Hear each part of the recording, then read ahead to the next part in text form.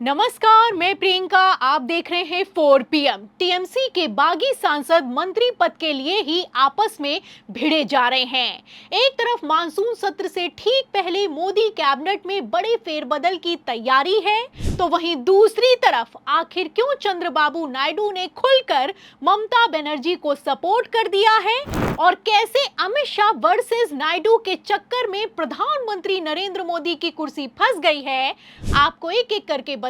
लेकिन पहले खेल समझिए। तो लेटेस्ट खबर निकलकर सामने आई है कि नायडू नहीं, अब काकोली घोष होंगी अहम किरदार, बदलेंगे मोदी सरकार में सहयोगियों के समीकरण, बागी होंगे और भी ज्यादा दमदार। तो जैसा कि आप जानते हैं कि नीतीश कुमार के पास 12 सांसद, वहीं चंद्रबाबू नायडू के पास 16 सांसद मौजूद हैं। मौजूदा स्थिति में तो चंद्रबाबू नायडू अभी भी किंग मेकर पोजीशन में हैं, लेकिन फिलहाल ये पोजीशन अब उनसे छिनती हुई नजर आ रही है। आपको बता दें कि काकोली घोष, जिनके दम पर अमित शाह ने ममता बनर्जी की पार्टी से 20 सांसदों की सेंधमारी की है, उन काकोली घोष का कद अब चंद्रबाबू नायडू से भी बड़ा हो गया है।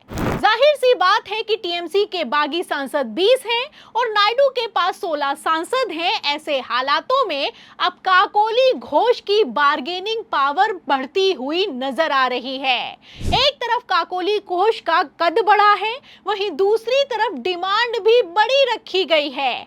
आपको बता दें कि नीतीश कुमार और चंद्रबाबू नायडू को मोदी सरकार की तरफ से एक एक कैबिनेट पद और एक एक राज्य मंत्री का पद दिया गया है, लेकिन फिलहाल टीएमसी के 20 बागी सांसदों ने यहीं पर खेल कर दिया है।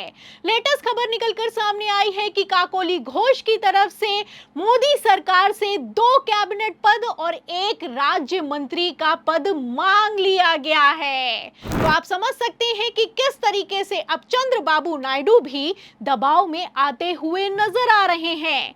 फिलहाल अगर मंत्री पद की बात की जाए तो मंत्री पदों को लेकर भी पेच फंस गया है, क्योंकि बागी सांसदों की संख्या है 20 और यहां पर मंत्री पद केवल 2 हैं। फिलहाल इसी को लेकर अब बगावत हो गई है और बागी सांसद भी आपस में भिड़े जा रहे हैं। गद्दारों के बीच में आपस में बगावत हो गई है कि 2 मंत्री में 2 मंत्री बनेंगे तो बनेंगे कौन, मिलेगा मिनिस्टर ऑफ स्टेट, लेकिन आपस में बगावत है।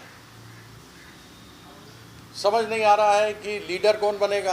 तो फिलहाल एक बार फिर से टीएमसी के बागी सांसद बगावत पर उतर आए हैं। बेचारे सांसद अब ठगा सा महसूस कर रहे हैं। जाहिर सी बात है कि जब टीएमसी में मौजूद थे तब भी सांसद थे और अब जब एक अज्ञात पार्टी एनसीपीआई में शामिल हो गए हैं तब भी सांसद बनकर ही रह गए हैं। आपको बता दें कि अगर सिर्फ 2 मंत्री पद मिलते हैं तो ऐसे हालातों में काकोली घोष का मंत्री बनना तय हो चुका है और अगर काकोली घोष मंत्री बनेंगी तो सायोनी घोष भी चुप बैठने वाली नहीं है और सायोनी घोष से इतर सबसे सीनियर नेता संदीप बंदोपाध्याय ने भी खुली बगावत कर दी है। तो फिलहाल ऐसे हालातों में आप समझ सकते हैं कि अभी बागी सांसदों के ठीक से शामिल होने और एनडीए को सपोर्ट करने का समर्थन पत्र भी नहीं निकलकर सामने आया है, उसके पहले ही मंत्री पद को लेकर बगावत शुरू हो गई है। आपको बता दें कि सांसद ये अच्छे से जानते हैं कि अगर उन्हें कोई मंत्री पद नहीं मिला तो उनकी सांसदी भी खतरे में आने वाली है। जाहिर सी बात है कि टीएमसी के 20 सांसद बागी हुए हैं। ऐसे हालातों में मोदी सरकार 2029 लोकसभा चुनाव में सारे सांसदों को टिकट नहीं देगी। ऐसे हालातों में आप समझ सकते हैं कि एक तरफ सांसदी जाएगी, वहीं दूसरी तरफ फजीयत होगी सो अलग। ऐसे हालातों में अब कोई भी बागी सांसद कॉम्प्रोमाइज करने के लिए तैयार नहीं है। आपको बता दें कि एक तरफ टीएमसी के 20 बागी सांसदों ने तेवर दिखाना शुरू किया है, वहीं दूसरी तरफ लेटेस्ट खबर निकलकर सामने आई है कि आनन फानन में मोदी शाह मिलकर मानसून सत्र के ठीक पहले कैबिनेट में बड़ा फेरबदल करने वाले हैं। लेटेस्ट खबर के मुताबिक तृणमूल के बागी सदस्यों वाली एनसीपीआई को भी अब इस मोदी कैबिनेट में जगह मिल सकती है। तो मोदी सरकार ने बागी सांसदों को साधने के लिए अपनी स्ट्रैटेजी बनाना शुरू कर दिया है। एक तरफ बागी सांसद मानने के लिए तैयार नहीं हो रहे हैं, वहीं दूसरी तरफ लेटेस्ट बयान में स्पीकर ओम बिरला ने भी अपने वादे से पलटी मार ली है। आपको बता दें, पहले तो संडे के दिन टीएमसी के सांसदों को घर बुलाकर स्पीकर ओम बिरला ने उन सांसदों को एनसीपीआई में शामिल करवाया। फिलहाल अब वही शामिल करवाना उल्टा पड़ता हुआ नजर आ रहा है।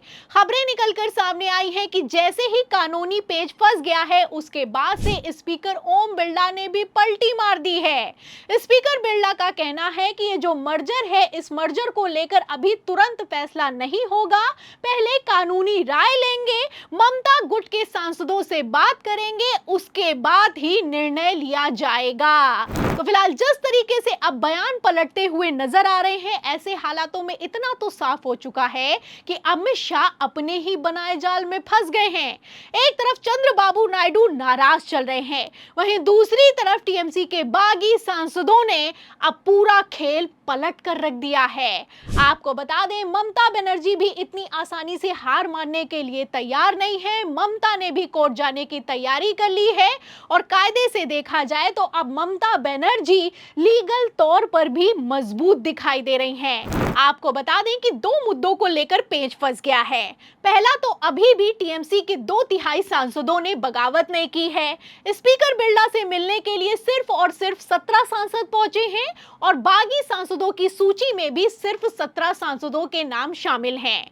दूसरा, एनसीपीआई एक ऐसी पार्टी है जिसने कभी भी सांसदी का चुनाव नहीं लड़ा है, उसका कोई भी सांसद सदन में मौजूद है नहीं, और सबसे बड़ी बात, ये पार्टी भले ही चुनाव आयोग में रजिस्टर है, लेकिन इसे किसी तरह की कोई मान्यता प्राप्त नहीं है।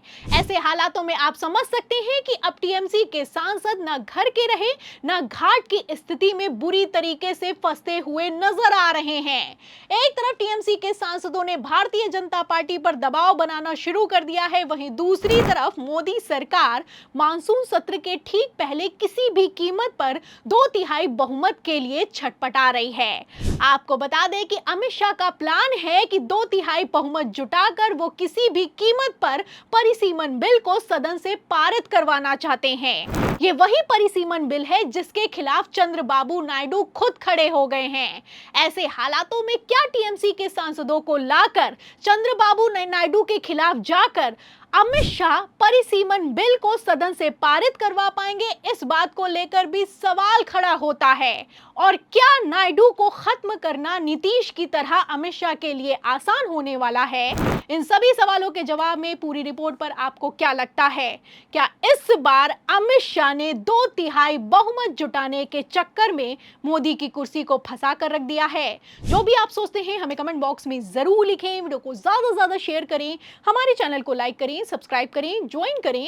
फिर मिलते हैं अगली खबर के साथ, तब तक के लिए धन्यवाद।